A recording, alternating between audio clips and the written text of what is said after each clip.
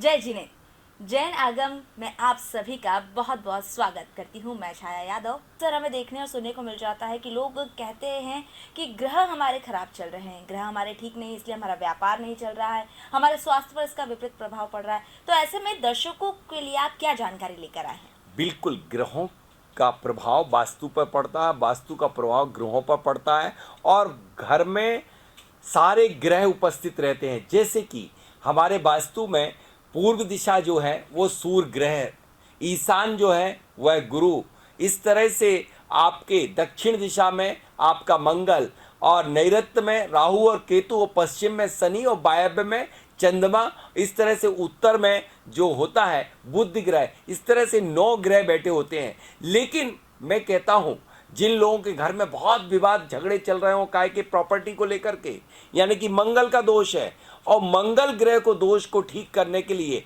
अथवा किसी के घर में दक्षिण दिशा संबंधी कोई दोष है, यदि वो तोड़फोड़ नहीं करना चाहता है, सुधार नहीं सकता है, तो उसके लिए आज मैं देता हूं एक ब्रह्मास्त्र। आपके घर में सारे 9 ग्रहों के देवता आपके घर में स्थापित हैं, यानी कि मंगल को रिप्रेजेंट करता है आपका अपना सगा भाई, यानी आपका खून वाला भाई यदि है तो उससे आप रिलेशन अच्छे कर लीजिए, उसको खुश रखिए, उसके व्यापार की वृद्धि के लिए कुछ पैसा दे दीजिए, तो आपका मंगल वैसे ही पावरफुल हो जाएगा।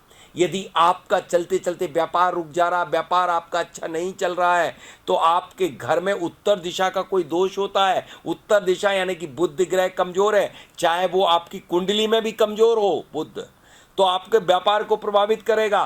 तो आप कुछ मत करिए, आपकी बहन, बुआ, बेटी के लिए खुश रखिए, उपहार दीजिए, और उसका मन जैसे ही प्रफुल्लित होगा वैसे ही बुध आपकी कुंडली का ठीक होगा, बुध आपके वास्तु का ठीक होगा, उत्तर दिशा के दोष समाप्त होंगे। तो आपकी यह है लिविंग वास्तु, वह नॉन लिविंग है आपके नग जी।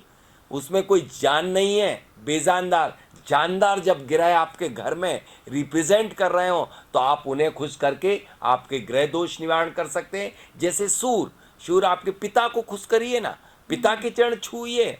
जैसे ही आपका सूर्य उदित हो, सूर्योदय के समय के पूर्व ही आप सो करके उठिए, तो आपका सूर्य वैसे ही पावरफुल हो जाएगा और ईस्ट दिशा संबंधी दोष समाप्त हो जाएंगे। यदि आपके अपने घर में यह राहु गड़बड़ है, जी। तो राहु यदि आपके गड़बड़ है तो आपको कोई बहुत परेशान होने की ज़रूरत नहीं है। आपका राहु आपके ही अपने जो जितने भी आपके मतलब ससुराल पक्ष है वो इसी की है, इसको आप खुश करिए। चंद्रमा आपकी माँ है, हाँ जी। माँ से आशीर्वाद लीजिए, माँ को खुश रखिए, तो चंद्रमा अपने आप आपका पावरफुल हो जाएगा। जो लोग अपनी माँ को दुखी रखते हैं उनका चंद्रमा कभी उच्च का भी होकर के उच्च के फलित नहीं होता है। कुंडली में भले उच्च का चंद्रमा हो, मैंने ऐसी अनेक कुंडलियां देखी जिनमें उनके 4-4 ग्रह उच्च के पाए गए, लेकिन एक व्यक्ति ऐसा था शनि उच्च का था लेकिन दारू पीता था। जो दारू पिएगा, शनि उच्च का होगा, शनि कभी प्रभाव नहीं देगा। गुरु उच्च का होगा, और यदि आप मंदिर पूजा पाठ में विश्वास नहीं रखोगे तो आपको गुरु कभी फल नहीं देगा। इसलिए जब मैंने देखा कि इस तरह से वह विपरीत चल रहा था तो उसको कोई फल प्राप्त नहीं हो रहे थे। तो यदि आप अपनी व्यापार में सफलता चाहते हैं तो आप अपनी माँ की सेवा कीजिए। माँ की सेवा करेंगे तो आपका चंद्रमा अच्छा होगा। जब चंद्रमा पावरफुल होगा, उच्च का भले कुंडली में नहीं है लेकिन आप उच्च का बना सकते हैं माँ की सेवा करके। तो माँ की सेवा करेंगे तो व्यापार में आपके बचत होना प्रारंभ हो जाएगी। जिनकी नहीं होती धन की बरकत, वो माँ को करें खुश, और चंद्रमा का बढ़ेगा पावर और धन की होगी बरकत, होंगे आप माला माल। इस तरह से ग्रहों के जीवित ग्रह आपके घर में हैं, उनके लिए सम्मान दे करके आप अपने ग्रहों को ठीक कर सकते हैं, आप अपनी वास्तु को ठीक कर सकते हैं। यानी कि जीवित ग्रहों पर अगर ज़रा सा ध्यान दिया जाए तो सफलता ज़रूर मिलती है। यहाँ पर डॉक्टर साहब, हम आपसे ये जानना चाहेंगे आगे बढ़ते हुए कि लोग अक्सर घरों में ये ध्यान रखते हैं कि कौन सी चीज़ को कहाँ रखें, जैसे कि दर्पण जो होता है उसे देखिए, किस दिशा में रखें। छोटी घर की छोटी छोटी चीज़ों जी। को मैं मात्र 30 सेकंड में बता देता हूँ। हमेशा दर्पण जिनने टांगा दक्षिण में वो टंगे दक्षिण में। यानी कि दक्षिण दिशा में टंगा हुआ पश्चिम दिशा में दर्पण टंगने पर रोगों को निमंत्रण दे देता है, इसलिए दर्पण हमेशा उत्तर और पूर्व दिशा में टांगे। और यदि घड़ी, जिनके घर में कोई टाइम टेबल नहीं होता, उनकी घड़ी टंगी होती है दक्षिण की दीवारों पर, हमेशा घड़ी टंगे उत्तर की दीवार पर।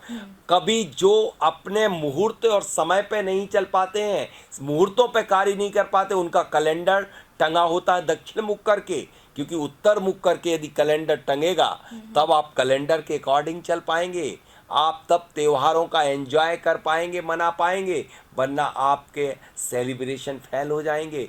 इस तरह से बहुत छोटी छोटी सी चीज़ें हैं कि किनको कहाँ रखना चाहिए। जब आप मुंह धोएं, स्नान करें, तो आपको उत्तर में पूरब दिशा में मुख करके ही स्नान करना चाहिए, क्योंकि सूर्य की अल्ट्रावायलेट रेड से भी आप स्नान कर लें, इसलिए पूर्वाभिमुख होकर के स्नान बताया गया। भोजन करें तो आप सिर्फ उत्तर और पूरब दिशा में करके करें, दक्षिण दिशा में किया गया भोजन सीधा कब्ज बना देता है।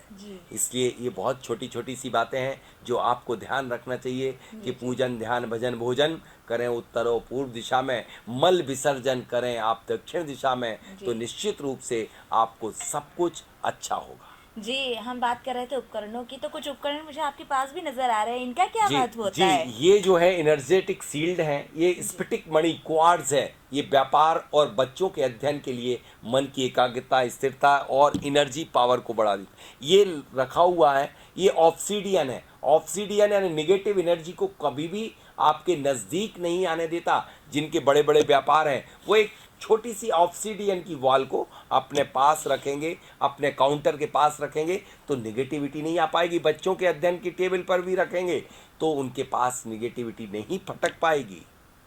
जी, तमाम सारी जानकारी दी आपने हमारे दर्शकों को, और हम अपने दर्शकों को बता दें कि आज के जैन वास्तु रहस्य कार्यक्रम में बस इतना ही। लेकिन जाने से पहले अपने सभी साथियों, सभी दर्शकों को बता दें कि हमारे साथ जो मौजूद हैं विश्वविख्यात वास्तुविद डॉक्टर राजेंद्र जैन जी, उनके लिए बहुत ही खुशी का विषय है कि अब तक केवल भारत देश में ही उन्हें बुलाया जाता था वास्तु के बारे में जानने के लिए, अब विदेशों से भी उन्हें बुलाया जा रहा है। तो सबसे पहले तो आपको बहुत बहुत बधाई हो डॉक्टर साहब।